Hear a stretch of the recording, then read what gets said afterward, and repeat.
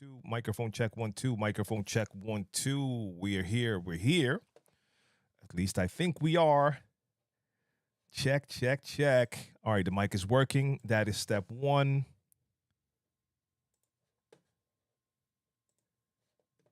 Let there be light. Yes. And very important, because that is an incredibly stupid angle for you to see.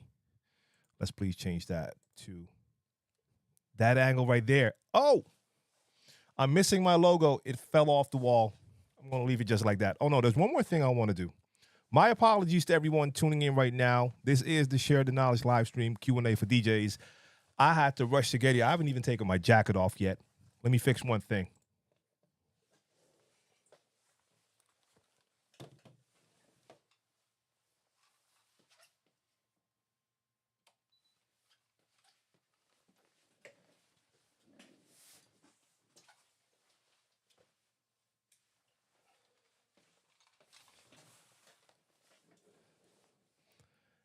Man, oh man, you'd think I was a rookie doing this.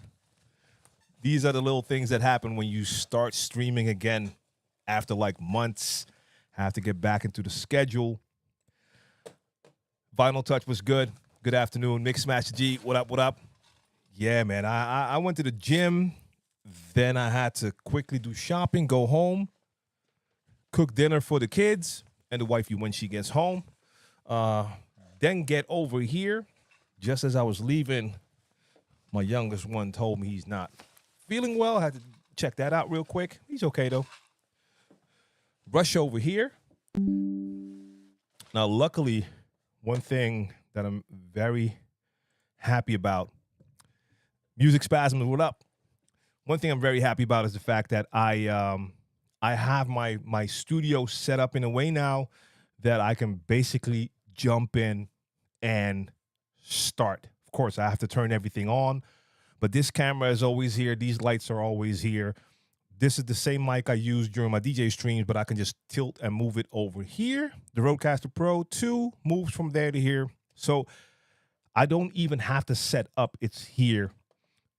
But that doesn't mean that I shouldn't start on time. So my apologies for the slight delay, like a 10-minute delay before I could get the set working. But we're here. Q&A on Mondays. You can ask me any DJ-related questions, and we can just talk shop, talk about DJing. J Book is in the building. I see my people on Twitch and YouTube, and Facebook should be here as well. Yes, we are on Facebook. Salute to the people on Facebook. DJ6, good to see you. And LinkedIn is here as well. And X, I see 2 people watching on X, even though we can't see comments from X. I don't even know if you can comment on Twitter Live or X Live, if that's an option. But okay, doesn't matter. Even if you can't comment, you can still tune in and watch.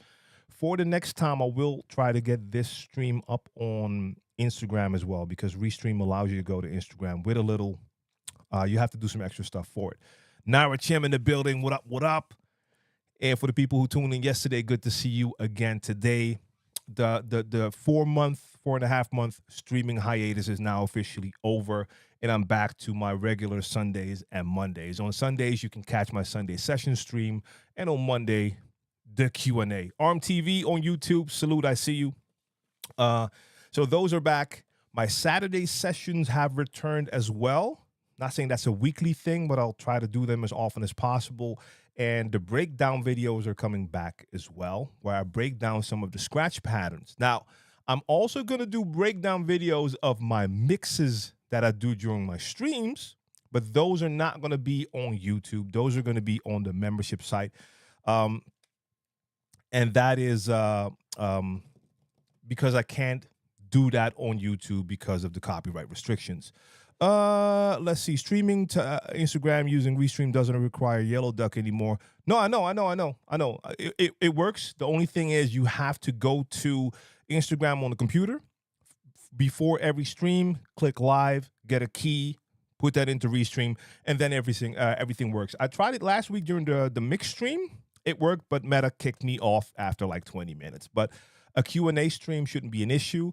But yeah, the only thing is if I can't get the comments in, then yes, I can add some value because people on IG can tune in, but it's more fun if people can also be part of the chat. DJ Chalice, did I shout you out? Well, just in case, I'm giving you that shout out again. If I hadn't done so, I'm giving you that shout out. Chris Lopez, salute. And yeah, you haven't tuned in a while. I haven't been here in a while. Just been back for like a week. So I guess we were both not here, and now we're back. So that's a good thing. As I was saying, you may have seen my breakdown videos on YouTube. Those are just about scratch patterns that I do during my Saturday sessions videos. I right now assume people know what the Saturday sessions are, but I shouldn't assume because some of you might have not seen that before. My Saturday sessions videos are interactive scratch sessions where I play a beat, I scratch over the beat for a couple of bars, then I stop, and then anyone watching the video who has a set at home can either emulate what I do or do different scratches. Then after a couple of bars, I come back in and it's a back and forth. I have breakdown videos and I break down some of the scratch patterns that I perform. As I said a minute ago, I want to do that for my mixes as well, the stuff that I do during my live stream, my mix show. Can't do that on YouTube because of the copyright issues, but I want to do those videos, but I'm going to do them on djtlmtv.com on the membership site. Once I have those videos up, I will let you know. Let's see. Is there anything I missed there? No, that's good. So yeah, prep when it comes to setup is key for streaming on a regular basis. I mean, if I remember the time when I had to set up before every live stream, I had to have the DJ set up, get the camera, get the lights and everything. And that takes like an extra hour before I'm ready to go. That's not the case anymore. The DJ set is ready. The cameras there are ready. It's just a matter of switching stuff on. Only thing is I have to change the title of the stream and do a couple things. For those who've never streamed before, it takes more than just turning on a camera to get your stream going. Not even taking into account that you should actually test everything before you go live. For those who tuned in last week, for some reason, I didn't have audio for the first couple of minutes. Those are things you need to check. But beyond that, I'm good to go. DJ Wave says, salute DJ Waves. Mixcloud, now you have to pay to upload mixes. Any idea on any sites you can upload mixes for free? Oh, okay. I haven't really noticed that because I have a Mixcloud subscription because I use it for the streaming and stuff. So I was already paying for Mixcloud. Now, I am of the opinion that if you utilize a service and it brings you value, then it could be worth the investment. So Mixcloud is still a great place to upload your mixes because you just know for a fact that they can actually stay online. So it might be worth it to pay for that. Now, are there sites where you can upload your mixes for free? I'm sure there are. I just don't have any examples because I used to do that on SoundCloud. But at a certain point, it did start to delete some of my mixes there due to copyright issues. So I still have some mixes on my SoundCloud, so you could try SoundCloud. But with the free subscription, free account, you do have limited space, but that is an option. I mean, it will always work best if you can send people to a more familiar site. So there might be like some sites that offer free space, but no one knows them. It's a little harder to get people to go there. Let's see what else is here.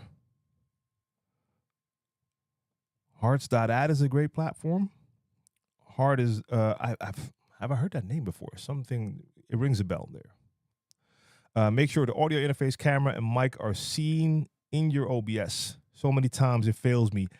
Yeah, the thing with me last week was on Sunday I did my mix stream, and the audio source is my Rodecaster Pro 2. That worked perfectly fine. So the next day on Monday, when I was doing the Q&A, I thought I had all the scenes set up the same way with the Rodecaster 2, but somehow it was still set to my Rodecaster, my old Rodecaster. which is not present. I don't know. Something went wrong. Fixed it in a second, luckily.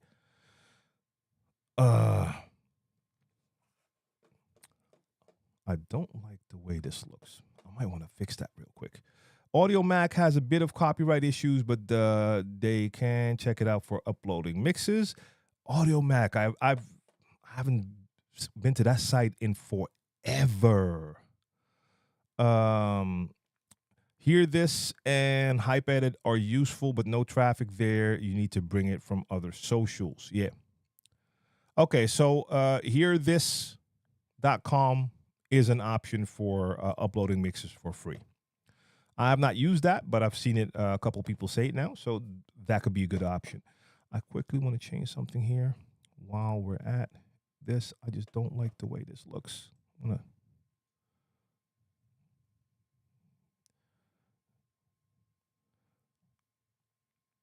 I want to see myself centered. I think I like this better. Yeah. I'm going to go with this. Check it out for the next stream. Sorry. I'm looking at OBS and all of a sudden I see the framing. And because of the chat on screen, I didn't like the look of it. Rule of thirds kind of thing going on there. Way too much empty space on that side. This looks better to me. I'm going to keep it like this. All right. One thing I wanted to talk about. And if you tune into my live mixes, you know that I'm a big fan of Stems feature. Basically, all the major DJ software has it now. I think Tractor doesn't, but the rest, like Serato has a version of Stems, Virtual DJ, Record Box, Algorithm DJ. So a lot of people are using Stems now. And I love using Stems during my mixes, but my mixes are all freestyle, and I don't always take into account the key of a track, which is something you should in most cases do when you're blending, making mashups. But for my freestyle live mixes, I don't mind experimenting a little bit. And during some of the mixes that I do, I know when I'm doing it that it doesn't sound perfect. And I'm not talking about how they're mixed, but just in key, like the singing and the instrumental. It's not like clashing like crazy, but it's not the greatest. But the thing is, now that we all have stems, and I see a lot of DJs post mashups. And I'm not talking about mashups where people are doing just a live freestyle on the spot mix. I'm talking about DJs actually picking two songs, thinking they have a great mashup, and sharing that in clips. In a lot of those mashups, I hear either crazy clashes or people not mixing in phrase.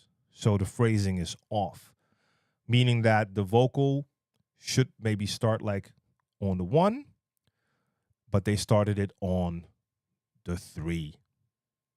And if you know the song, it doesn't make sense. That's one version. The other version is not even phrasing, but just having the acapella in there a little bit off. So now the whole flow of the singing or rapping is off. If you're gonna make a mashup, and I'm not talking about freestyle mixing, but if you're actually gonna make mashups, you do really need to take into account if the two tracks blend well. Now, you don't have to mix in key, but if you're not using the key info, you should have an ear for key so that you can hear like, okay, this is going to work. But the software offers you that information so you can actually see if two tracks are in key. And you're going to notice if you take the information and you take two songs that are in the same key and you mix that a cappella with that instrumental, it's going to sound better. Key and phrasing is off so many times, not just 1 or 3 phrasing, but over 64 beats being off. And Music Span says, I agree, not everything sounds good when blending, and you rarely ever mix in key. So for my normal mixing, I don't pay too much attention to key, but again, That is because I can pretty much distinguish when tracks sound well together or not. So even if it's not perfectly in key, if it sounds okay, I can tell. If it doesn't sound okay, I can also tell. Um, One thing Mixmaster D says, while native instruments invented stems, still no real-time stem separation. Yes. For those of you, some of you might remember, some of you may not. Native instruments at a certain point came out with stems, but this was not a feature where you could just input a track and separate it, but you would have the option to have a song with stems, and in the software you could turn on certain stems, but you had to like have his special songs, and I think they had a special software tool, and you could put music into that tool to make stems, and then you had to upload it. I mean, yes, they were the first with something like that. So it's actually crazy that they never took that a step further and implemented that as a real-time stem separator. That would be dope. If Native would do that, they could also implement that into Machine, which I use. Yeah. Okay, back to the topic, the mashups. Also, not all sounds sound good when stemming them out. If it sounds like trash, don't put it out for people to buy. Yeah, the thing is with stems, with stem separation, if you're turning off certain elements of the song, certain frequencies get taken out. And sometimes the stem that you are still playing, even though it sounds okay, it is separated, it doesn't sound that great because certain elements have been removed, certain frequencies have been removed, and sonically it just doesn't sound as good. I love using it for freestyle mixing. So when I'm just doing my live streams, I love it for that. I absolutely love it for that. Oh, let me hit this one. Uh-oh. No, I'll fix that. I love it for that type of stuff. And I don't mind if I do a live mashup and it's not perfect, you know? Or even if I'm out DJing in a club and I'm having some fun with stems there. I don't mind if the keying is not perfect, but it still sounds cool. Or if a certain vocal solo doesn't sound that great, it's good enough for when I'm playing live. But if you're going to actually like quote unquote release that as your mashup so other DJs can download your mashup, your edit to play it, then you do need to pay more attention to sound quality, key, phrasing, and all that. So that's basically what I wanted to get to because I see more and more of these videos, of these clips showing up, and of people releasing or just showing like, hey, look at the great blend that I found. Check my mashup. And most of the times I won't leave a comment under their posts online. I just don't because I just know people are going to take it out of context or think you're hating, or I just don't want to bring any type of negativity into that. But if it's someone I know, I would just send them a message and let them know, like, hey, I just checked that out and this or that is off. Maybe you should check that or fix that. Let's see.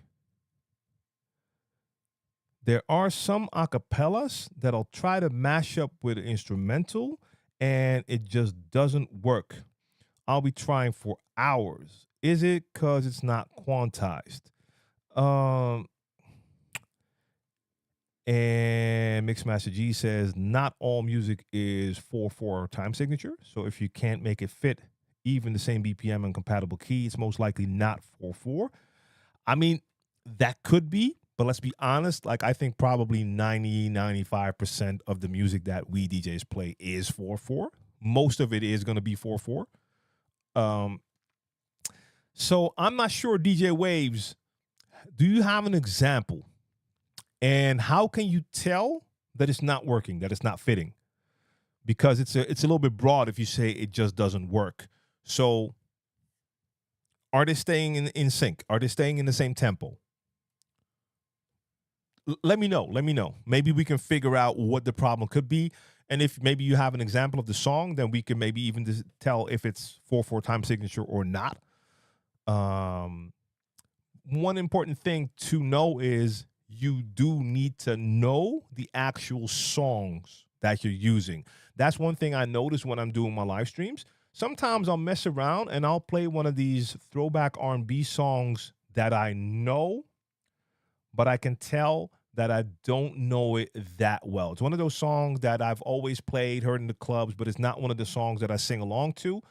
So I'm not 100% familiar with how everything is supposed to flow. And I just noticed sometimes I'll make that a cappella, add a beat to it, and now I'm hearing the vocal over the beat, and I can't for 100% sure tell if I'm still on or not. And yes, I understand I can look at the screen, and if the grids are correct, you could see if that's lined up, but that's not fail proof. So knowing songs makes it 100 times easier. Like I can take a ton of hip hop songs, ton of rap songs. I know exactly how the rap is supposed to flow. But sometimes I'll play a song that I don't know that well, and I hear the rapper, and I'm like, "Ooh, I'm not sure if this sounds well. Am I off, or is the rapper a little bit off?" So if you know the music, making mashups becomes so much easier. So we're gonna wait for Waves to elaborate. And Music Span says depends on how the vocals are recorded. You'll find that the vocal are find that vocals at times might switch from being on the 1 to the 2 or 3, and then it falls out of sync. I use cue points at those parts so I know how to add it back on beat. That doesn't make sense to me. Because if you're taking an acapella, it is from a song. And if the vocals were on beat on the original song, then the acapella shouldn't go in and out. So I'm not sure what you're saying there. For example, The Gambler by Kenny Rogers. Oh, damn. Okay. I can't match that up with anything. Same BPM key. Where's my... Because I know Kenny Rogers, but now I'm just really quick. I just want to hear that song for a second. And I'm not going to play it on the computer because then my stream will get flagged as on some copyright BS. I'm just going to grab my phone in the back, quickly check that out. Let me see. Just real quick, want to check that out. Where's Kenny? I even recognize the title. So probably when I hear it, I'm like, oh, yeah, of course. But sorry, I don't want the mic to catch too much of it.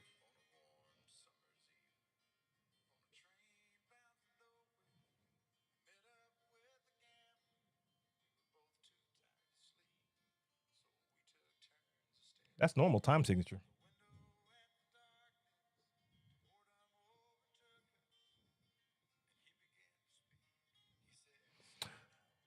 Okay, music spasms. Spasms. I understand what you're saying. Yeah. Now the thing is, the Gambler right now, Kenny Rogers. That sounds like 4/4. But what you do have when we're dealing with different genres of music, one, if it's not computer produced music, most likely it's not going to be quantized, meaning that the tempo is going to fluctuate. That can happen with this or with some old soul and funk, but with stuff like this too. A lot of country stuff, like if it's just like an acoustic song with a guitar, yes, the guitar player might have a click track in his ear to stay on tempo, but it's not going to be on tempo. So it could fluctuate. That could be a thing. But what also happens in certain genres is that a song might start with a certain time signature, and within the song have a switch to a different time signature, and maybe even switch back. Again, with stuff like that, knowledge of the music is very important. So knowing the songs. There's one song, damn, of course, at the moment I can't remember. I can't remember the song. It is on this album, right? Where is that song? That's one you should check out for as an example, if I can find it. If I'm not mistaken, if you check out Money by Pink Floyd, that is a song that has a time signature, and in the middle of it, it just switches up, and at a certain point, it switches back. Uh, so yeah, those things will also play a part. You really need to know if that happens. The Gambler is done by real musicians, and they never stay in proper timing, so it will be hard to match. Yep. Shannon Lewis says the same thing. Indeed. I haven't checked that out yet. Mixmaster G, have you done an experiment with that? With Algorithm DJ with their fluid beat grid? Because I know it adjusts when the tempo changes, but does it now also stay on point with unquantized music? I would assume that it does, but I haven't checked that actually. So have you checked that? Because that has always been a problem for DJs. And I remember back in the days going to a party here in Amsterdam called Paradisco. And at that party in a club called Paradiso, but this party was called Paradisco. Their main focus was disco and disco related music. And this is in the days when the DJs were still playing on vinyl. Not the disco era, but I'm talking like 90s, early 2000s. But they were playing disco and some soul funk, all vinyl.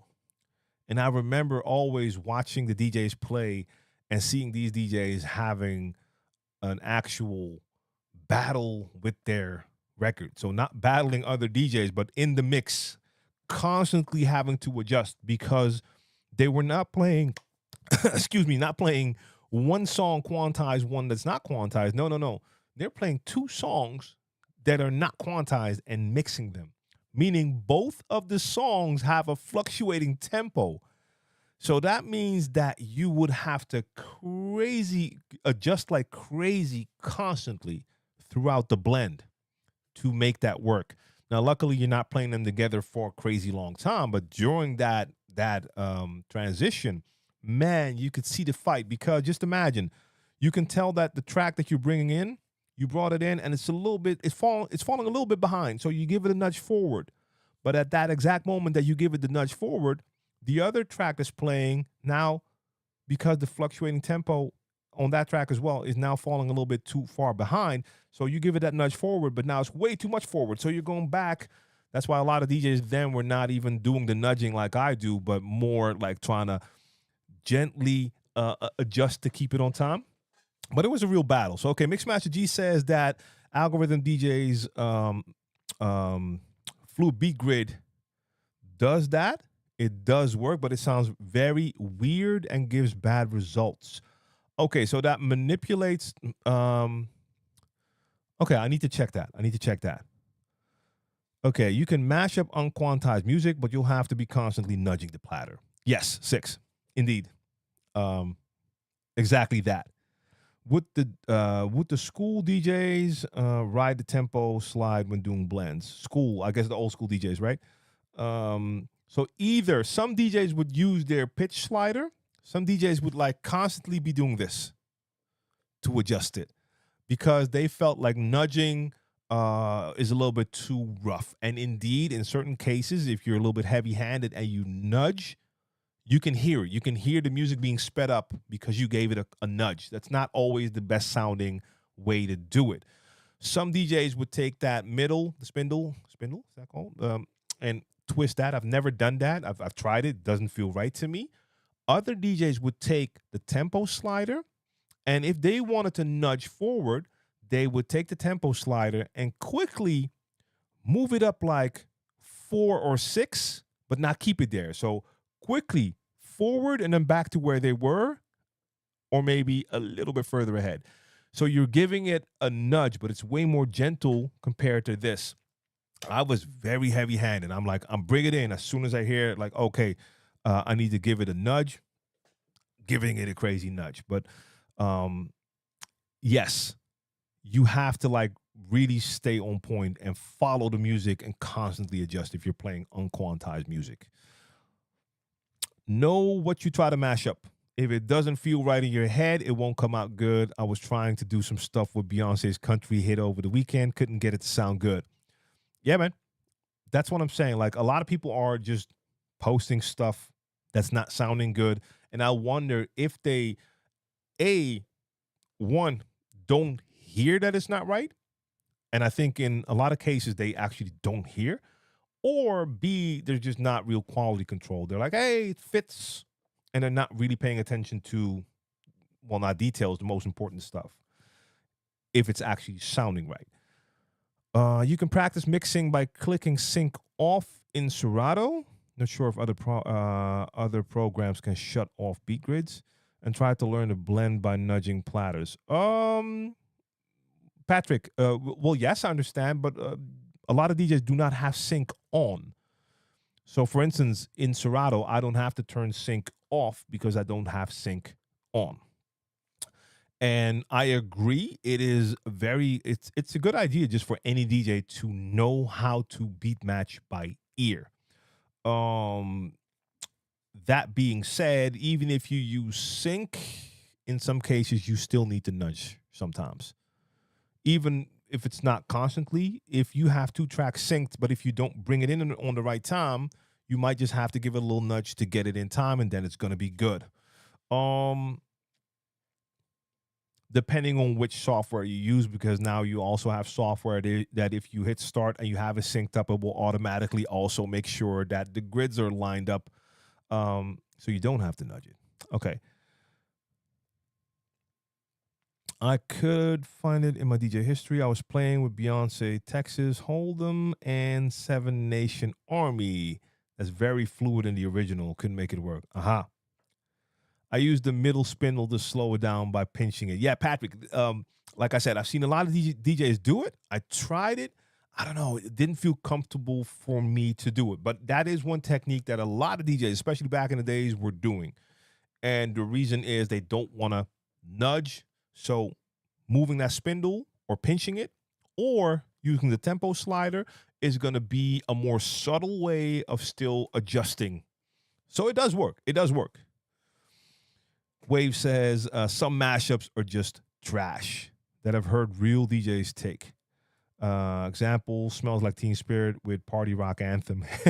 Headache Metropolis.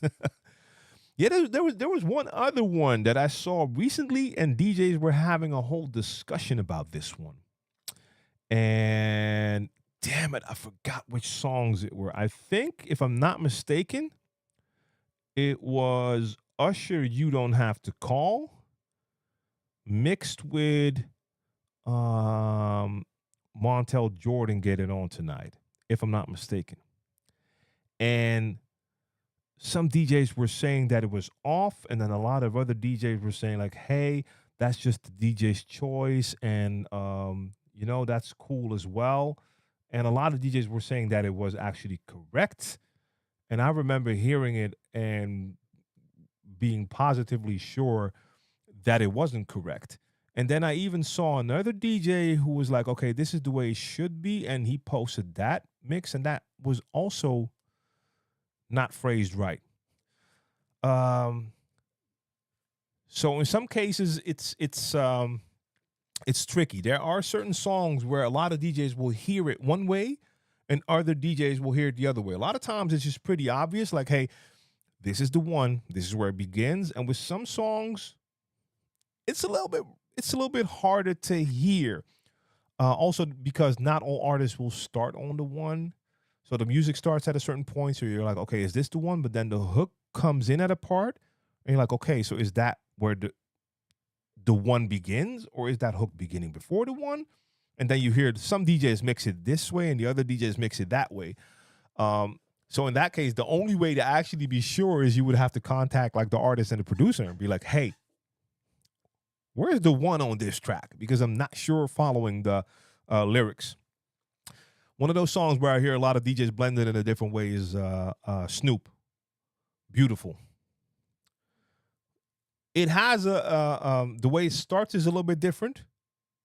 And I've heard DJs mix it in a bunch of different ways. That's one of the tracks where I'm not actually, I've heard it in different ways myself. Like, okay, this does make sense. This doesn't make sense. And you find that out with certain tracks when you have to mix your new song in and you're like, okay, what? Is that the starting point or this? Doesn't happen a lot, but there are some tracks out there where it's a little bit tricky. That can also be because certain artists actually don't really know how to count. I've heard rap songs where it's obvious that the rapper didn't have a clue of structure because they stop like a bar before the end of a phrase. And if you have a producer who's also not on point, then the hook already all of a sudden starts at the wrong count. So that can happen too. Beautiful, you can do several ways. I mean, that's the crazy part. Uh, if there is a definite one on that song, then it should be different ways. Then there should be one correct way. Now, I'm not saying that there's one point, but if there's a definite one, then we know how we should mix songs into that. But yeah, but beautiful. I've heard several different approaches where DJs definitely hear the one on a different point in that song. I use the one with the drum to know the bone, then using the grid. I'll roll back and know where the voice drops. Oh, wait. The bone. Is that a typo? What am I missing? I use the one with the drum to know the one.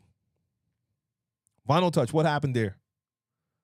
Because it says the bone, and I'm not sure what that means. I don't want to sound too critical, but I hope we're not getting into an era of DJing having bad blends, mashups because they're never true because they never truly learn to beat match. Well, Shannon, I have to say I've always heard bad blends and mashups, so this is nothing new. I hear more DJs do it now with the introduction, or not introduction, it's been around for a while, but now that stems are a regular thing.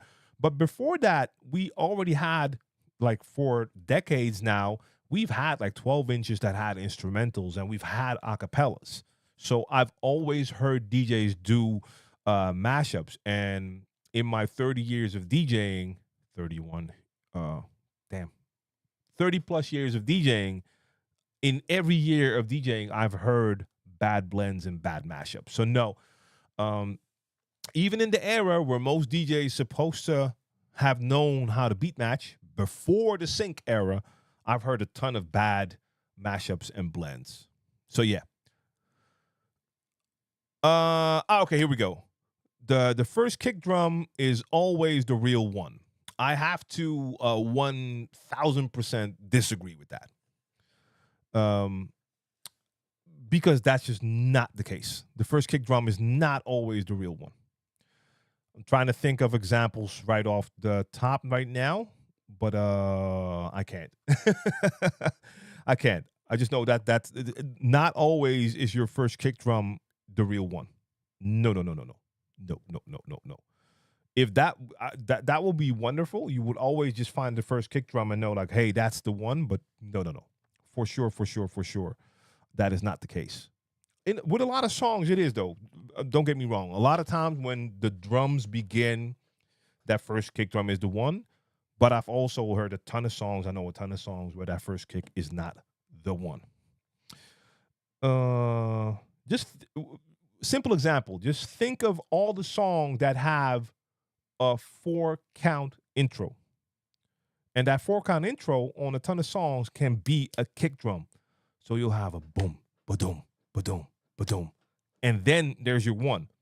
But that first boom, that first kick of your 4-count intro was a kick. That's what I'm saying. Like, the first kick is not always your one, because to you, most likely that 4-count intro will sound logical. Like, okay, that's an intro to the actual drum beat. For some, when they read that and they hear like, oh, your first kick is always your one, they're going to take that. And I've actually heard DJs do blends where they start on that 4-count intro and use that as the one. And then you're already a whole bar off in your mix. That's important. One short. Well, hold on. Let me go back.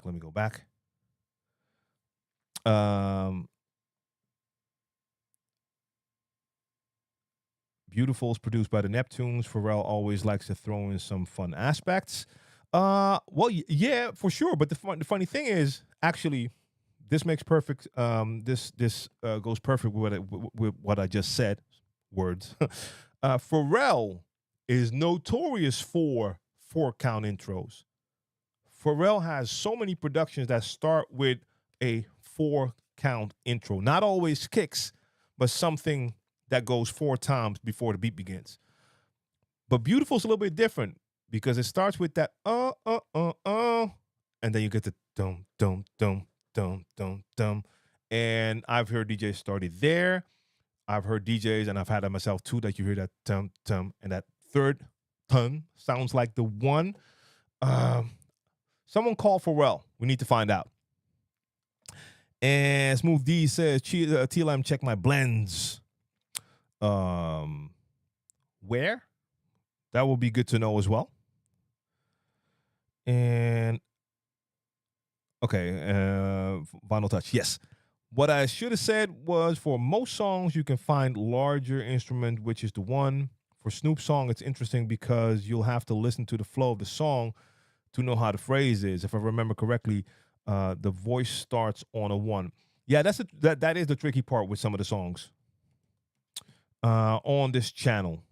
All right, if I have time, I'll click on that and give that a check.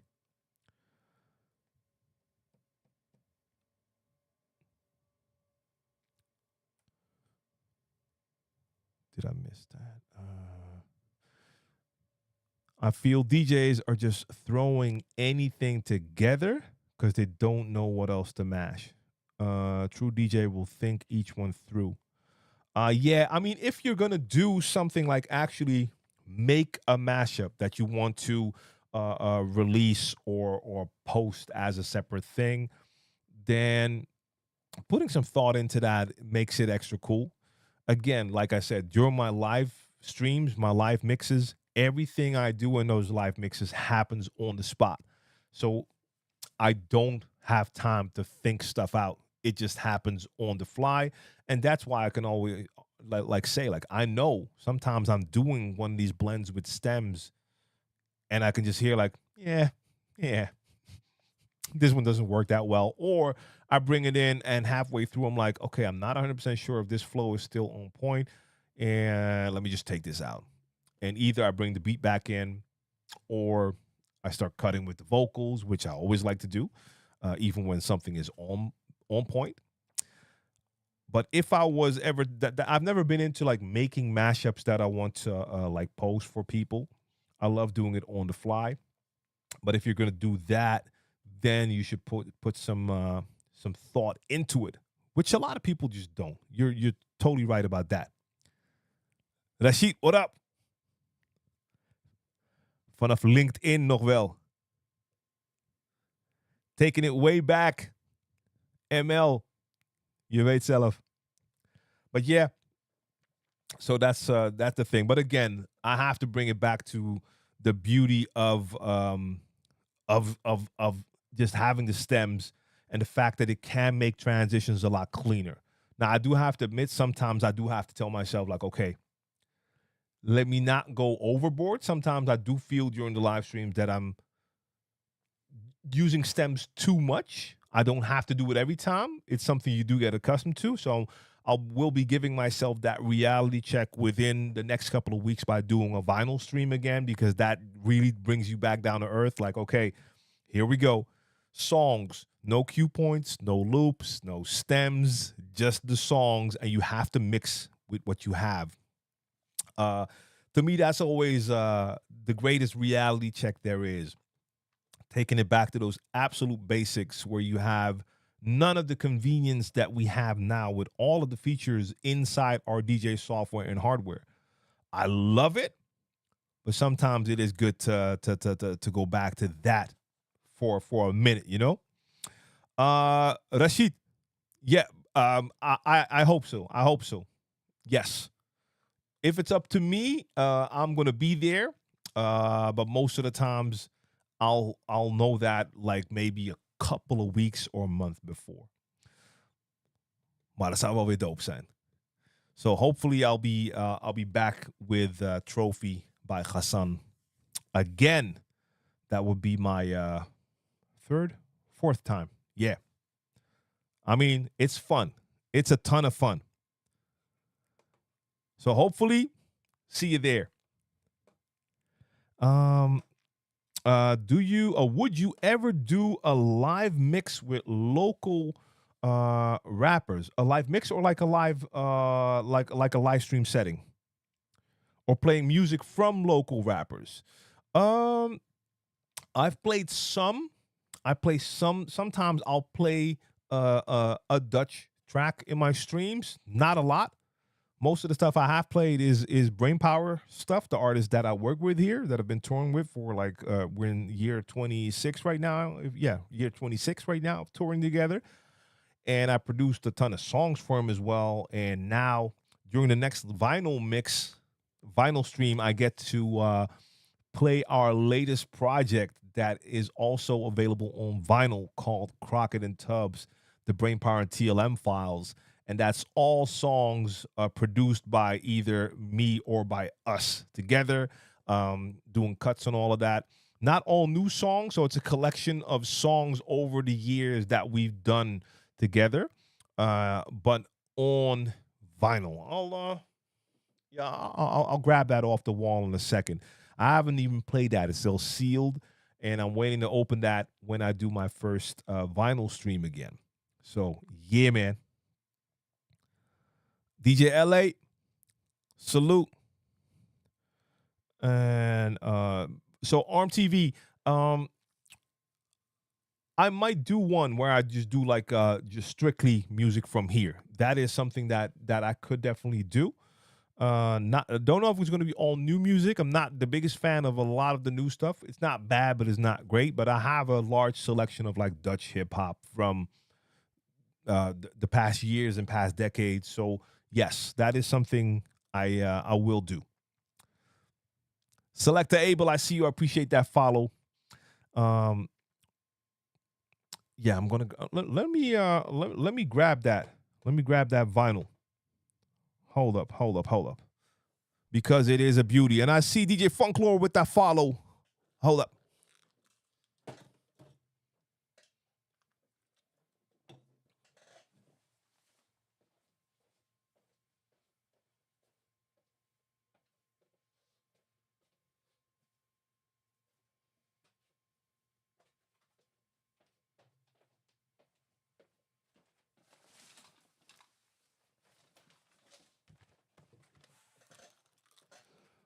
All right. Let's go. There's one other thing I want to show in a second. There we go. This is Crockett and Tubbs, the Brainpower TLM files on vinyl. This is the OB edition with the OB strip right here. Yeah, man. So we got all songs on here. Crockett and Tubbs, Determination, Dichter bij God, Boom, Rock, Pot Thoughts, De Elementen, Zonnestraal, Een Mooi Bericht, Eigen Werk, Mijn Manier, and John Nada. So both English and Dutch tracks on this one. And I produced most of these. Some we did together. I got cuts on a lot of these as well. So yeah, man. I like I said, it's still sealed. Hasn't even been opened yet. So looking forward to playing a lot of this on my next vinyl stream. But one more I wanted to show y'all real quick. This was actually a gift from Brainpower. He got his hands on this one. Man. So right here, this is you see the artwork right here. It's called Big Mac. The first Bad Boy release was a promo which had a track of Notorious B.I.G., aka Biggie Smalls, and a track from Greg Mack. So they turned that into the B.I.G., to the Big Mac. But I think the originals were handed out in like an actual like hamburger box, like the one you see on here. This is on vinyl with the sampler on cassette as well. So super dope. So they have Greg Mack. You got Project Funk the World with Flavor in Your Ear, Real Raw, Mainline. Like That Show. And we got some Biggie tracks on here as well. So yeah, man. I'm not sure if I'm going to open this one during the stream, though. I don't know. I might just leave that sealed as is.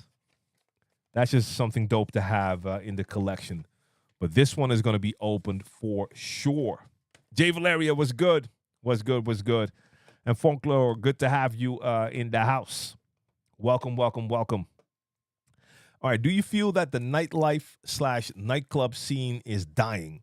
When you're DJing at a bar / club, I know naturally a DJ's job is to set the vibe, have everyone in there enjoy themselves. I know every DJ's answer will be different, but should DJs be responsible for bringing the crowd in, getting bar sales in, and tables sold, or should we just work and rock with whatever crowd that comes in and have everyone dancing, having a good time?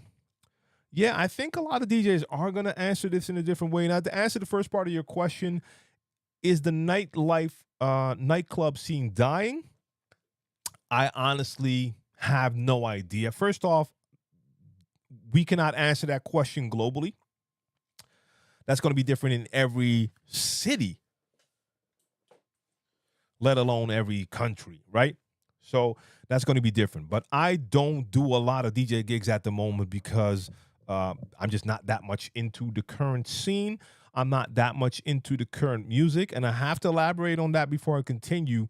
I love a ton of new music that's being released, but a lot of times that's not the songs that are popular in the clubs right now.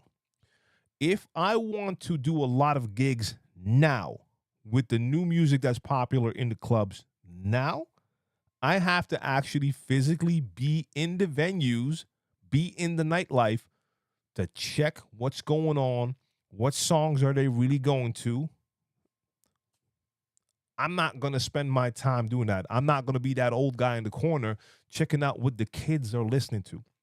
I don't have, that's not what I'm in this for. So I'm perfectly fine doing more of my throwback gigs and having a ton of fun doing that, especially for a little bit of an older crowd, older meaning 30 and up, or even 25 and up, but 30 and up. Loving that. And that is a different vibe because a lot of times that crowd, that age demographic, doesn't consist of people who are going out every single weekend.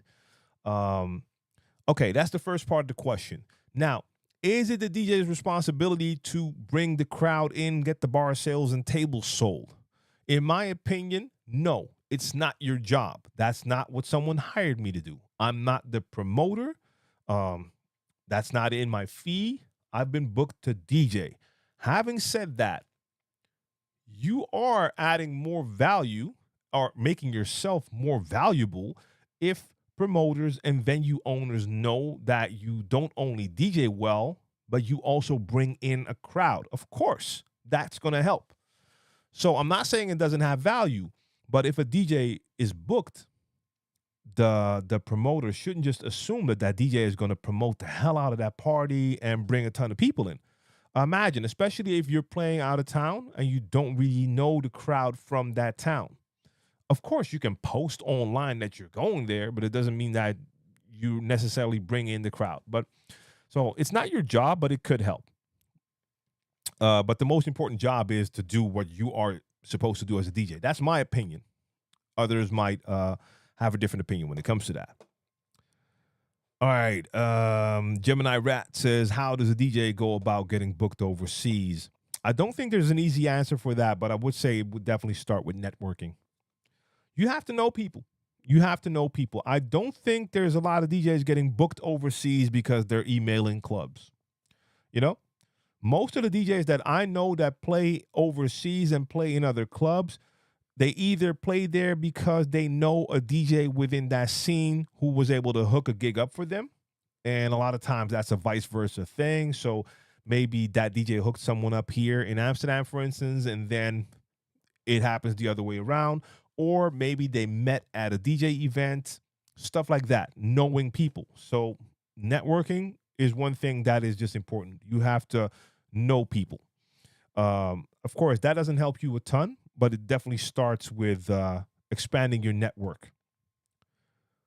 But you're talking to a DJ who doesn't play a lot overseas. I mean, in my entire career, I've done gigs in I don't know, whatever, 10 different countries or maybe more, but not that often. That would be dope. No, I'm not local, but I've been waiting for you to play the track I sent you. Okay, got you.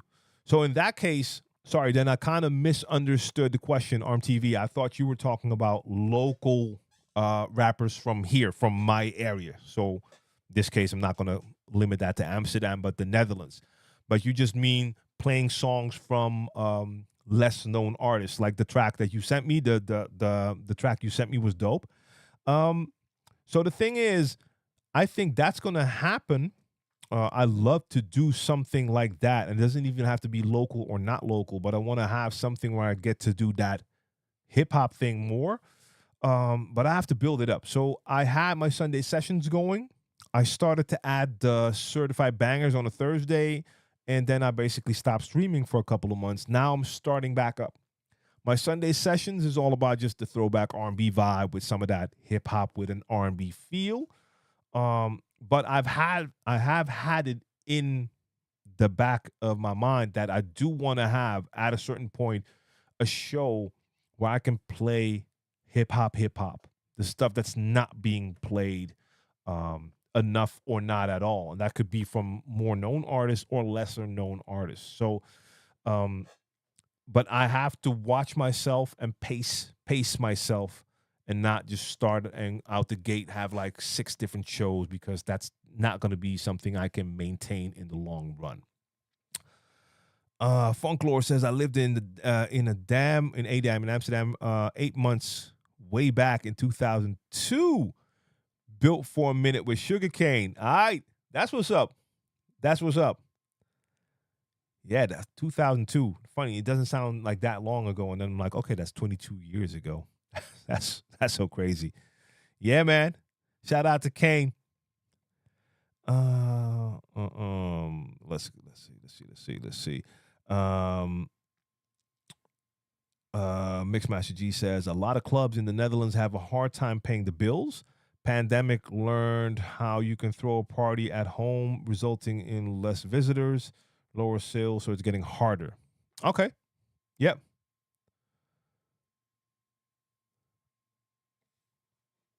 Rashid says you should never open that. The Big Mac, right? Yeah, yeah. I mean, I have those songs already. You know, I have them on other albums, so it doesn't make sense for me to open that one. I want to keep that sealed like that. So the Brainpower TLM one, I have to open that because I want to play that vinyl. But the thing is, the Obi one that I just showed you. So again, it's not a term I was that used to, but the vinyl heads know Obi. It's a Japanese thing, a Japanese strip. It also has like Japanese text on it. I forgot what this means, but we actually the person who designed that part made sure everything was double checked, so it has my name and stuff on there written in Japanese. This one stays sealed, so I forgot to. I said I was opening this one. I have another copy there, not an Obi, but a normal, same vinyl. I'm opening that one. This one I'm keeping sealed. Even though I do want a backspin, so I might have to actually get another one. Just buy one myself, so I have 2 copies. The vinyl head in me needs to have doubles, man. Fuego cover for GTA 6. Hey, W, what up? What up? DJ Costa Rica in the building as well. What's good? What's good?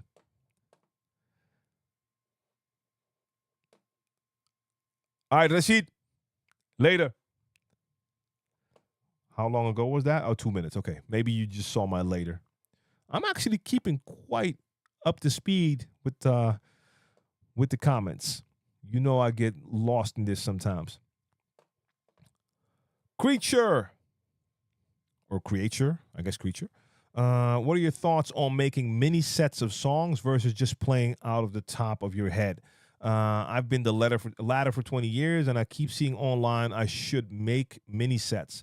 No, you should not make mini sets. It's just an option. I give this advice to beginner DJs a lot that just don't have a ton of experience playing in front of people yet. What I tell them is it's good to have a couple of mini sets in the bag.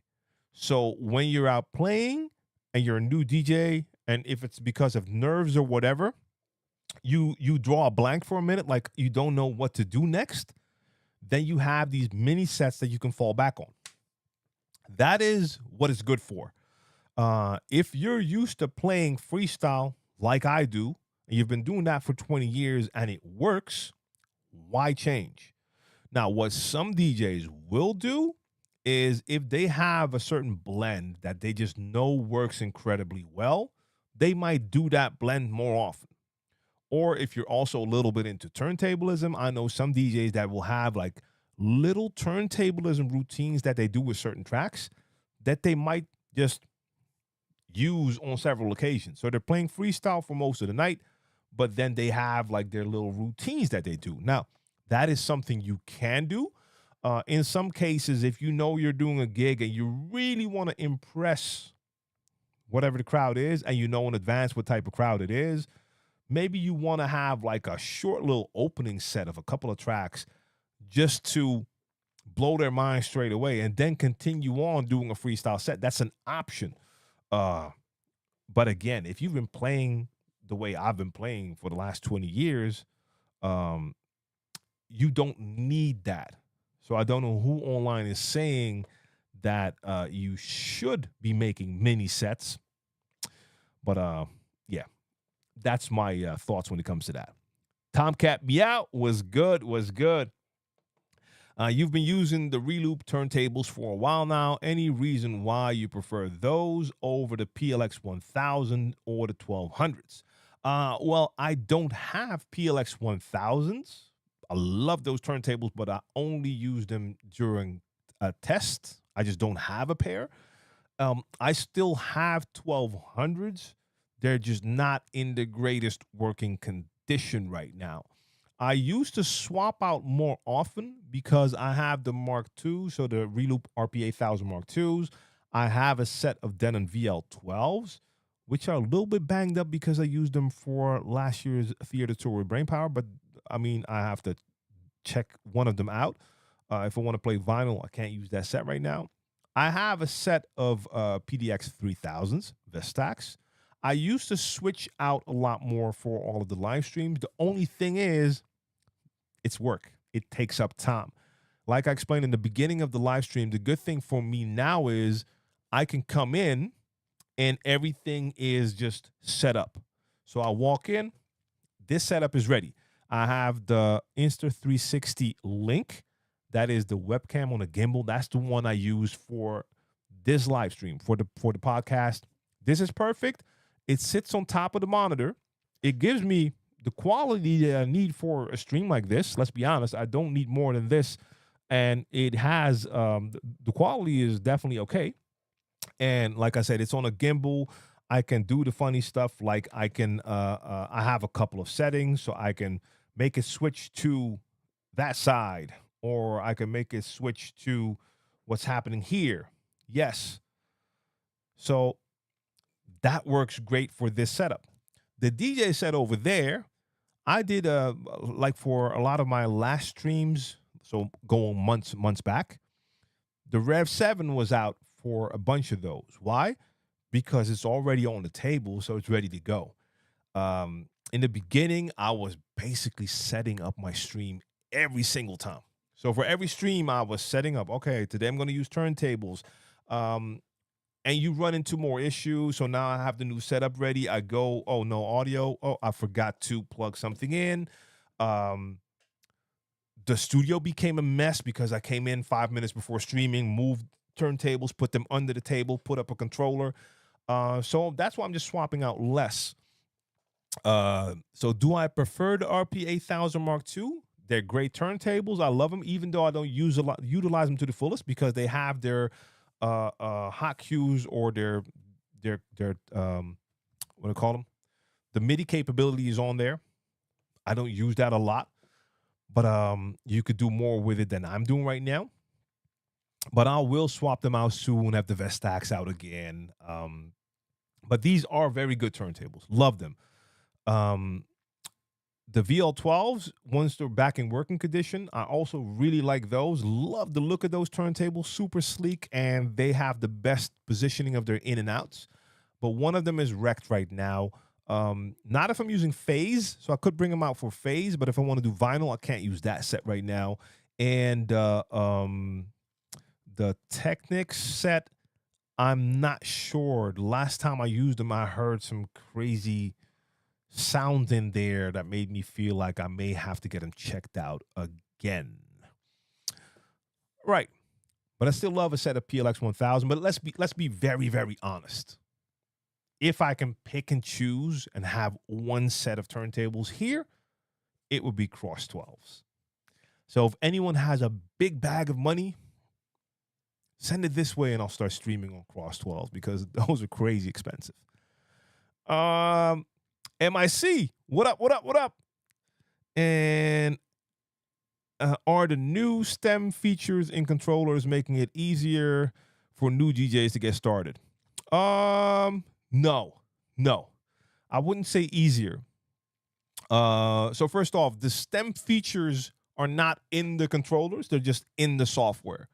So it doesn't really matter what controller you use, the software will have the features, but there are new controllers that actually have dedicated buttons for stems. But for instance, for all the stuff that I use here, the stems features are just MIDI mapped to buttons on the controller or on the mixer, and then it works. So the thing is, and we were talking about this earlier in the stream, like when it comes to like mixing with stems, it requires you to have good knowledge of the songs to know when stuff fits. So you have to make sure everything is in key, or even just for normal mixing. If you don't know the mixing techniques, if you don't know how to blend songs, stems are not going to help you out that much. You could potentially save yourself from a train wreck. So yes, of course, if you're doing a blend and it's not perfect and the drums are kind of not matching up, if you take out the drums on one song, it's going to sound less like a train wreck because you don't hear two snares ka, ka, ka, ka, instead of being lined up. So yes, then if you mute the drums of one song, your blend will sound less failed, but it's still not a good blend. So does it make it easier? Stems could allow you to cover certain mistakes for the layman. So people who don't know how DJ techniques work, they might not notice your mistake if you use a stem quickly to cover that. But we will hear in an instant. So I don't think it adds a lot for a beginner DJ. Like if I'm teaching someone a DJ, I would not start with stems. I would actually start with the basics. They'd have to understand what beat matching means, what phrasing means. So the structure of the songs, beats, bars, phrases, nothing about that changes due to the introduction of stems. Okay, I gotcha. I have to, let's see. I do have that mental block at times, even this late in the game. The crowd is so mixed. You can't seem to have a set list of songs in any order. I mean, for me, that's why I prefer just to go off the top and go off the crowd, instead of having something prepared. And I mean, preparation can work if you know in advance what type of party you're playing. So, for example, in a couple of weeks, I'm playing a larger event here in Amsterdam, and this is like a 100% like a throwback R&B party with like crazy live acts. They got Blackstreet, Drew Hill, Music Soul Child, Adina Howard live on stage, and I'm one of the DJs playing there. So it's a no-brainer. You know you're gonna have like the 30+ crowd in there who love that throwback R&B, and of course you also know they're gonna love the throwback hip hop with R&B vibe. If I wanted to, for an event like that, I could actually think about planning. I'm not going to. I'm just going to prepare music to know that I have the right songs with me. But you could think about preparing something. Now, one downside to that is I'm not the only DJ playing. There's 2 other DJs playing. So just imagine if I would prepare a set and then the 2 DJs before me play songs that I had in my set. I don't want that to happen. So I'd rather just have my music selected well, so I know that I have the right songs on me, and just go off the crowd. You know, is your Rev 7 still good? I know a few people that have had issues with it. I ended up getting the Rev 5. So Costa Rica, can you give me examples of what type of issues? The answer to me for me is no. I have not had issues with the Rev 7. Still can't call it mine, even though it's here all the time. It's Pioneer's Rev 7. I just hold it for him here. No, but honestly, that is the case. If they need it for any type of event here, then they pick it up. But afterwards, I can get it back. I've not had issues with that, so I would love to know what type of issues. I mean, for me, the Rev 5 would not be a replacement for a Rev 7. It's a different animal. I mean, the layout is the same, but beyond that, not the same thing. Like the Rev 5, though. But no, for me, it still works well. Let's see. And Creature says, I'd like to know that too. That's about the stems. Personally, I don't have time to do all that jazz, which kind of relates to what I mentioned above. I'm too busy scanning through what to play next. Well, the thing is, the beauty for me with stems is stems don't take like extra time. If, for instance, on me with the setup that I have up now, you have like two turntables, there's a mixer in the middle, DJ MS7 in this case. The stems are just on the pads. So if I'm using Serato, I have one pad mode where they are. If I'm using Algorithm DJ like I used yesterday, I have them on one of the pad modes.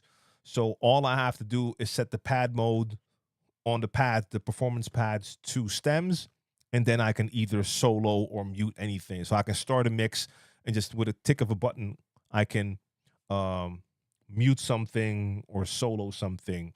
So it doesn't take up a lot of extra time to play with stems. What would your preference be for playlist sorting? BPM first, key second, etc., etc. I usually go with BPM. You know, for me, BPM makes the most sense. If I'm playing a certain style of music, BPM makes the most sense because then I have songs there that fall within the same BPM range. For me, that makes more sense than any other way of sorting. But for me, it's not a playlist. It's just a folder or a crate of songs. But BPM, for me, makes the most sense. If I'm scrolling, I see songs that fall within that same BPM range. If I would sort by key, chances are one song might be 95, the next one might be 120. That's not going to really work for me. So BPM makes the most sense for me. Mixmaster G says, every DJ needs to start out with counting. 1,000%. It is so important. And Chico Belly, good to see you. Salute, salute.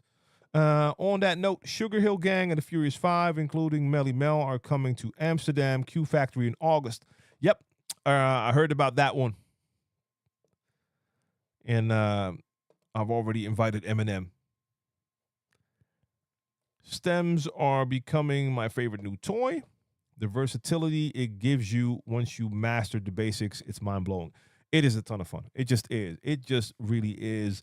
And for me, it's just so cool to play with during the live streams. Have you had the channel 1 volume cut out on the S7 yet? No. The funny thing is, with the S7, a lot of people had problems with the channel faders. And the crazy thing is, I experienced a little bit of that, but in my case, it was like after like, I don't know, like a year or something. And some people had that within weeks. That was crazy. Funny thing is, I've changed nothing on the mixer, and I haven't had any issues with the channel faders anymore. So I don't know what that is about, because I know a lot of people had that issue.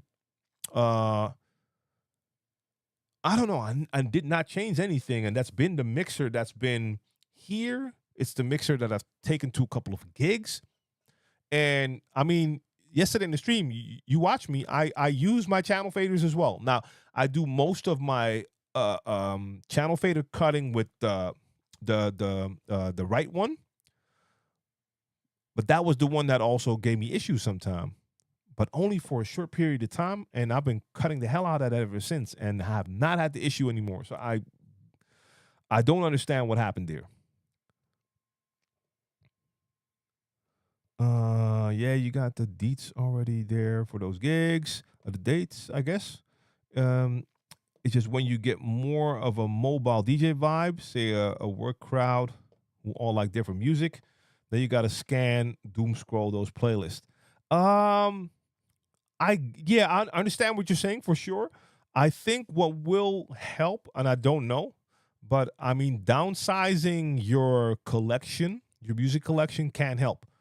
If you have an organized collection, even if you have like 20 different genres, but it's organized and it's not like major like lists. In the beginning of my digital era, I was bringing like hundreds of gigs of music, hundreds of gigabytes of music, which makes no sense. And I remember like scrolling and scrolling like crazy. Um, yeah, you should that should not be the case ever. One of the platters stopped working and they had issues with connections. That's regarding the Rev 7. And yeah, referring to Rev 7. Yeah, no, I haven't had that and haven't heard of that yet. In a private party setting, do you go with playlists or do you go organic? DJ Slice wants to know. No, I always go organic. So for me, the most important thing is, and I always say this, like I play freestyle, so I don't have prepared sets, but preparation goes beyond preparing a set. There are a lot of other ways to be prepared. And one of the things you should always try to do is get as much information as possible when possible. So if you're going to be playing a private party, you should still try to find out what type of crowd will be attending. Is there a certain age demographic? Is it all ages? What do the people who booked you want? Is there a certain style of music they prefer or they think they don't want you to play? Um, Hopefully, some of those questions can help you out because if you know, like, if you can find out, like, hey, there's going to be this type of crowd there, they're mostly into whatever, techno and something else, but there's also going to be a portion of younger people that might want to hear just some more pop type of songs that might give you an idea of what type of music you want to make sure you have ready to go. Um, but like preparing like a set, that's a tricky part when you don't know what type of crowd you're gonna run into. So organic for me is the way to go, always. BPM, yep, the classic way. Yeah, the key thing is what I've discovered. Listing with that screws up the BPM thing. Now, depending on what type of software you use, there is a way to sort by multiple categories. But even then, like I know, I just mainly look at the BPM first, and then I might take a peek at key second. Secondly, Nara Chim says you have an S7. Does the upfader bother you? People telling me they wouldn't recommend. Yeah, so we were talking about a second ago. So um, and you say I prefer the S7, S9 over the S11. I can do without the screen. Well, if you can do without the screen, I mean, yes, there are DJs who've had issues with the channel faders on the S7. I still, even though some people have issues with that, and I've had that issue for a minute and then never again, the S7, I almost want to say is the better mixer compared to the S9. So for me, the S11 would be on top. I love the screen. I absolutely love the screen. I would love to have an S7. I have the S9. The S7 is the same as the Rev 7. It's Pioneers. I just hold it for them. It's a great deal. So I use it a ton. Uh, the thing is the S9, and I know before people in the chat tell me there are workarounds for this, but the S9 has the singular pad mode thing. So you select the pad mode, and then that pad mode is the pad mode for all pads instead of just pad modes for deck one, deck two. Um, the S7 is way more like the S11. But the channel faders are the only thing. yes, they do feel a little flimsy compared to the S9, and some people have had connection issues. Then again, for me personally, a mixer that I've been battering and abusing for quite some time here. Again, people watch the stream. Y'all know I get busy with that channel fader. It works. It works well for me. And I have the S9, but I prefer the S7 just functionality wise. But I would also always warn people like, hey, there is a known issue. I haven't heard Pioneer address this. And now that we talked about it again, I will bring this up. I will check Pioneer if they know about this and if anything has been done or can be done. What music source do you use? At the moment, I do not really use a music source. And the reason is simple. I have to focus my attention on my collection. And I've been saying this for years. I've tried a bunch of different things with folder layouts and structures.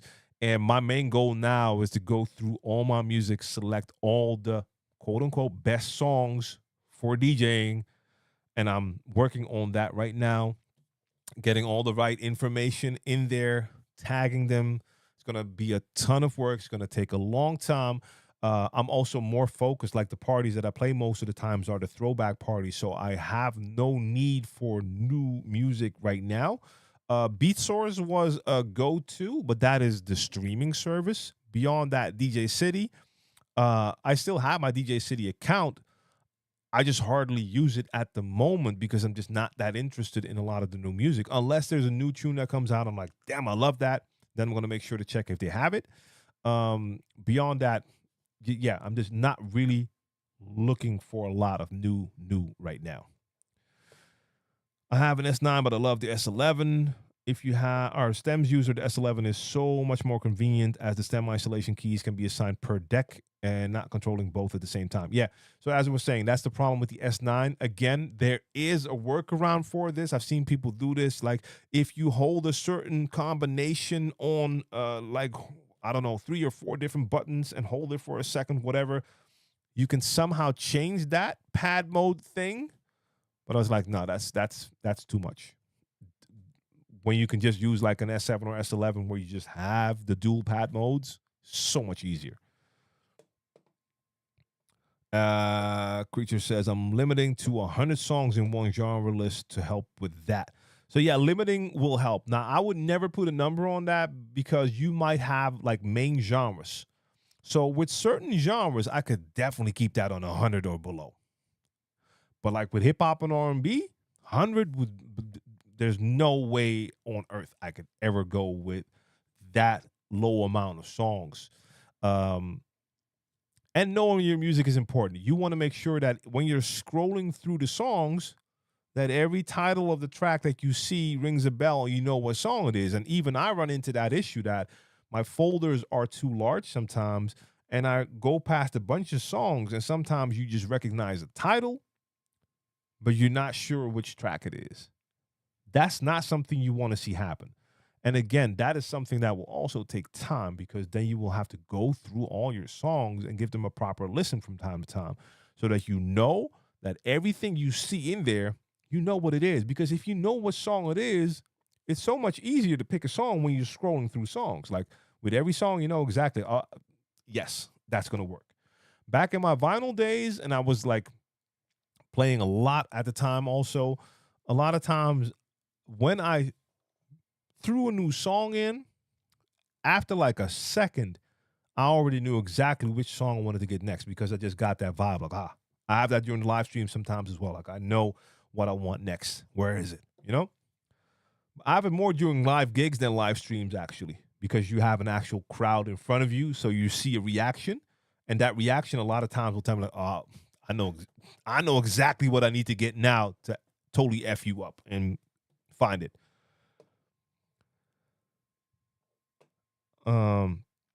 All good advice. These questions from the organizer. I had one gig where the organizer wanted explicit free music. On the night, the crowd wanted dance hall.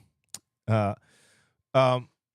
yeah, I've been in that situation, not too many times, but it has happened to me. In this case, it's same thing, but this was during my vinyl era. Hip hop, yeah, hip hop came over with crates of hip hop, had like a full dance floor of people, especially girls, asking me for dancehall. Nothing I could do. No digital, nothing, just crates filled with hip hop vinyl. So that taught me a valuable lesson then. Like, I have to make sure I know what they're saying. And you can't always just take someone for their word. You have to make sure that you're dealing with the same terminology. So I've had people say, like, hey, um, they wanted to book me, but they had a party, but they didn't want hip hop. You could hear that and be like, okay, no hip hop. I asked a couple of extra questions. And first one was because it didn't make a lot of sense to me. So I was like, okay, this is like whatever, 10, 15 years ago. So I was like, okay, so you mean like no Jay-Z, no Dr. Dre, no Nori? Yeah, of course you can play those, but no hip hop. In this case, this person, their terminology is different than mine. When they say hip hop, they're probably we're talking about some of this like underground backpack boom bap type of hip hop, and they didn't want that. But all of those club joints, somehow they didn't consider that to be hip hop. So you have to make sure you know what the other person is meaning. Yeah. All right. I'm already over time, but we're gonna wrap this up after we get through these questions. Year by year, which helps though limit those big playlists. An example, pop rock. See, here's my thing with years. I tried that for a second. That did not work for me. Like having, let's say, genre, and within the genre folder, you have folders for each year. For me, it doesn't really make sense because if I'm playing a party where, for instance, I'm playing hip hop and R&B, I'm not there booked to play. I'm not booked to play hip hop from 2002. Nah, I've been booked to play probably hip hop from whatever, like 90s to mid 2000s. Or maybe it's a party where I'm booked to play like everything from 2005 to like now. I don't want to have to go into separate crates for separate years when I'm looking for a certain song. So I stepped away from that rather quickly.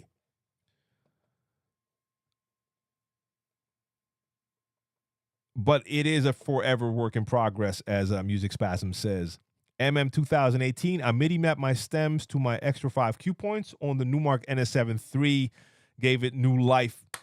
Yes, love that controller. Absolutely a monster of a controller, and that's the great thing about MIDI. And as I was saying to MIC, Michel, like that's the thing. It's in the software, so no matter what type of controller you have, you should be able to MIDI map it to certain knobs or certain buttons on the controller. Yeah, a ton of fun. All right. Let's say, do you use any software to boost the audio levels of older tracks and yeah, just adjust? So this order is asking that. So with gain, trim, and the rest of the EQ on the mixer, or just go old school with trim and the gain and mixer. So there's the thing. Like if you're playing digitally and you have your tracks on your computer, and you know you have certain songs in there that just lack at least volume. Let's just start there with volume. It is pretty easy to just go and boost the volume in some software. You know, yes, you can go old school and you can crank the levels, but certain songs are just so quiet that it means you have to like crank it all the way up. I'd rather, if there's a certain song that I play more often and I just notice like, okay, the quality is a bit off, I'll just fix it. I have a ton of different software I can use for that, but if you don't have audio editing software, there's free stuff out there, stuff like Audacity, which is free. Put your song in there and boost the audio, boost the volume a little bit. Now, if you need to get it warmer, yes, you can mess around with the EQ as well. So I mean, you can do both, but I'd rather have it up to a certain level instead of just having it be way too soft um and have to fix it on the spot. Yeah.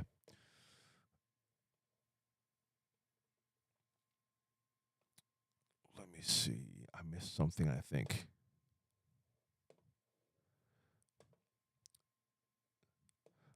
Decade folders were good.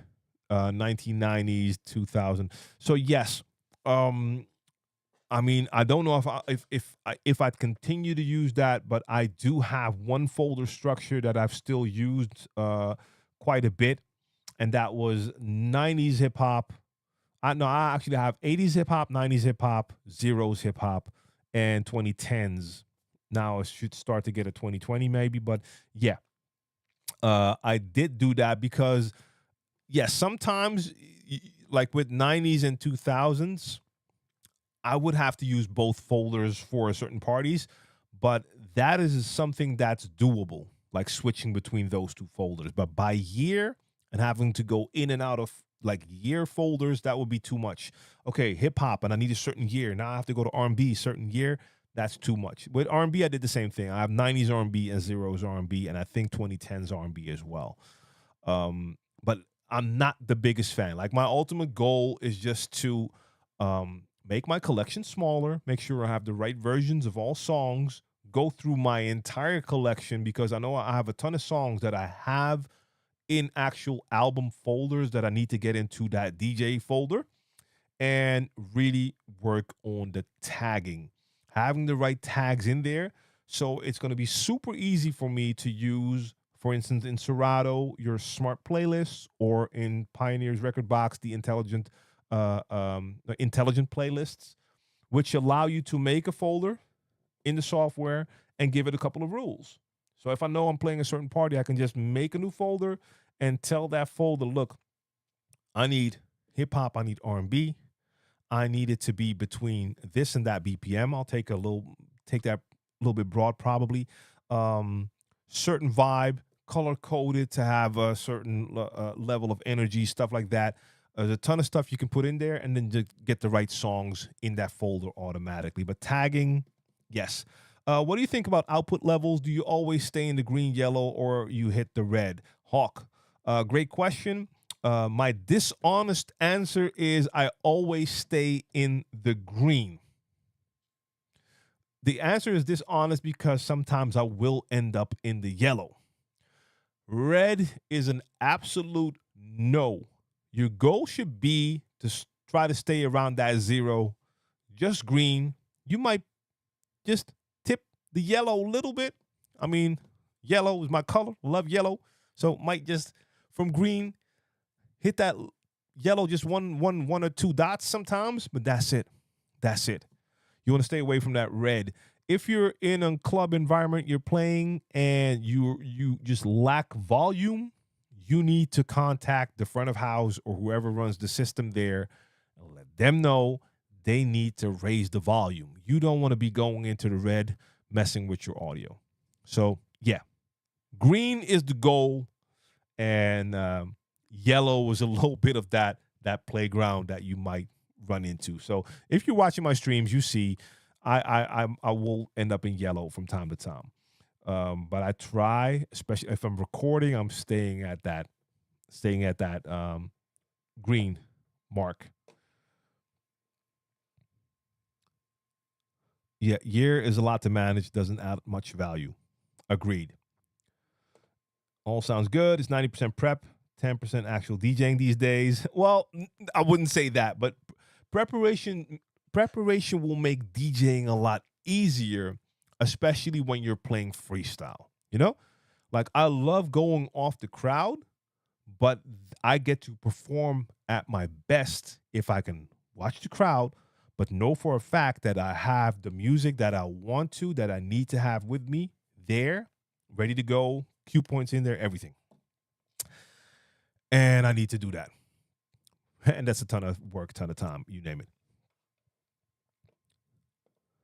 I like yellow. Some believe in the system being in the red, like Madlib. Yeah, no, it just doesn't make sense. Like, you have no headroom left. If you're in the red, just a lot of times this happens. If you're going to be all the way up there, the whoever is in control of the sound, if they feel you're too loud, they're going to turn your sound down. Now you're in the red, you're clipping, which is not good for your audio quality. But you have no headroom left because they turned you down. Now, if you bring in your next song, and if your next song is a little more quiet, even if you have it all the way cranked up, now you're lacking volume because the front of the house turned your sound down, your overall volume. So I will always contact the person who controls the volume and let them know. If I see like, hey, I'm already like getting deep into yellow and we're missing volume, I'm going to contact that person, let them know like, hey, I need more volume. I'm going to turn my volume down now to the green. Please turn me up. I go down. Now, there will be a dip in volume for a second. The crowd might even be like, hey, what's happening? But if you have someone who's capable of their job, they're going to work with you quickly. Once or twice I've had it happen that someone was way slow. And then we have lower volume for like 20, 30 seconds, which is horrible. But then the sound guy, the engineer, will turn up the master volume. Now we have full sound again, but I'm still in green, meaning I now have a lot of headroom so I can still go up when necessary. So you want to be there and start from there. Not just my opinion. I know a lot of engineers would be very happy if you use that as your workflow. Trust me. If the DJ before been pushing red, he is louder, then you come in and instantly lack volume and punch. So Cypix, that's exactly what I'm talking about. That is why you need to contact the sound man, the engineer. So yes, if you have to go on after someone who's been pushing in the red, and I've been in that situation plenty of times. Yes, they're in the red. They have the full volume going on. I get it. I will contact the engineer, but I will make sure when I start my set that I have a microphone, and I will let the crowd know. I will bring in a beat and let them know, like, okay, here we go. We're gonna bring the volume up now. Bring it up. Whatever I need to do, then we take it from there. I'm not just gonna start with lower volume because yes, then my sound sounds weak, and then figure it out. So, yes. Spartacus in the building. And we need to end this stream, guys. That's why sound check is important if possible. Max 1000%. Only problem is if you're playing at a venue and you're like the third DJ, then there's no room for a sound check most of the times. Or you're going to have to be there in the beginning of the night and actually already talk to the engineer like, hey, this is how it's going to go. Before I go on, I'm going to check how the DJ is playing and set it up, like, hey, when I go on, you get ready because I'm going to turn it down. So make sure you turn my volume up, whatever you need to do. And yes, Cypix, I think the microphone just adds a little thing because a lot of times when you're in a gig situation, whenever something happens to the audio, even if it's not your fault, the crowd will look at the DJ. It always happens. Even I used to play at a club and they had like an alarm system that if someone opened the back door, it would shut off the power on stage. So anytime someone came in through that back door, which they were not supposed to do, but it would happen, we lost all sound. Now this is vinyl time, so no laptops or whatever, but we would lose sound. Every time that happens, the whole crowd looked up at us like, yo. And we're standing there like, yo, we can't help this. But we didn't even have a mic because the power was off. But if you're taking over from another DJ, yes, you could have like eye contact with an engineer and then you bring your volume down and he has to bring it up or she has to bring it up. And I've been there. And if they take a little bit too long, you already have the crowd kind of looking at you like, hey, why is your volume that low? If at that time you have a microphone, you can just involve that crowd, let them know. Yo, what's going on? It's your boy DJ TLM. I'm about to rock it. We have to get the audio right first. So, engineer, turn that sound up. At that moment, they already know, like, oh, okay, someone else has to fix the volume. It's not the DJ. And then you play that beat, and then when that volume comes in, all right, y'all ready to go? Get them hands up, and then you go for it, So, a mic would be good. Or if you have an MC, you let the MC tell them, but it's even better if you can do it yourself because then they absolutely know that it's not you. Max says usually sound engineers are quite happy if a DJ rolls up before the doors open and you figure out what is an optimal scenario. Yeah, for sure. But even like during a gig, I've had plenty of gigs where I can see the engineers is side stage, for instance. So if they're front of house, then you can't talk to them directly. You have to figure a way to work that out. But if they're side stage, you can walk over to them, and I'll just walk over and let them know in advance, like, hey, I'm about to take over. This dude is like all the way in the red. I'm gonna bring it back down to the green. But can you give me some volume? They're gonna be happy because they know this is gonna improve the overall sound quality. So hell yeah, they're happy to work with you. They're like, hey, I like you. Let's go. You know? Also, why it's always a good idea as DJs to make sure you're just professional. What I mean by that is you treat all the people the right way. You know, when you go into a club, if you walk into a venue and you're walking to a stage and you walk past like an engineer who's sitting side stage, greet that man or greet that woman. Trust me. If I walk to a stage and I see a sound engineer, I'll walk over like, hey, how you doing? I'm DJ Blah. I'm DJ TLM. I'm playing next. They love the fact that they're recognized, appreciate that.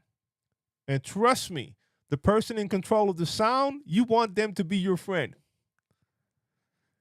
If you treat them like an a-hole and something happens to your audio and you're like, hey, turn the audio up, they might take an extra minute or two because they're like, I remember you.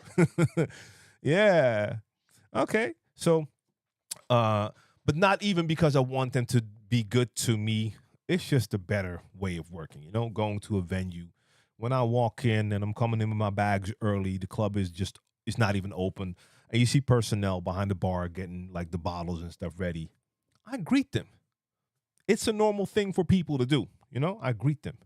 At the end of the night when I'm leaving, I'm already going home. They still have to work and clean up. You know, like, hey, have a good rest of your night. See you next time, whatever, you know? And when you come back and they recognize you, it's even better, you know? Good vibes. Okay. Okay, so my apologies for starting like 10 minutes late, but now we went 40 minutes over time, so I gave y'all a half hour extra. That's it for this Monday. I'll be back next Monday with this Q&A. Love talking shop. I hope you had a good time. I learn stuff every time I'm here.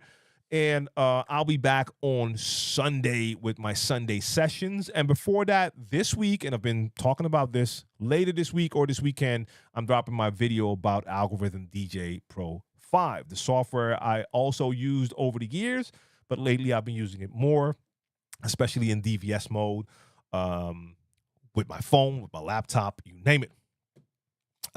So yeah, that's it. Everyone in the chat, I appreciate y'all for being here. If you haven't checked out djtlmtv.com, make sure you check that out as well. Got my merch and the membership site up there. Membership. Jay Valeria, one of my members. Appreciate you. And I see y'all when I see y'all. Peace, y'all.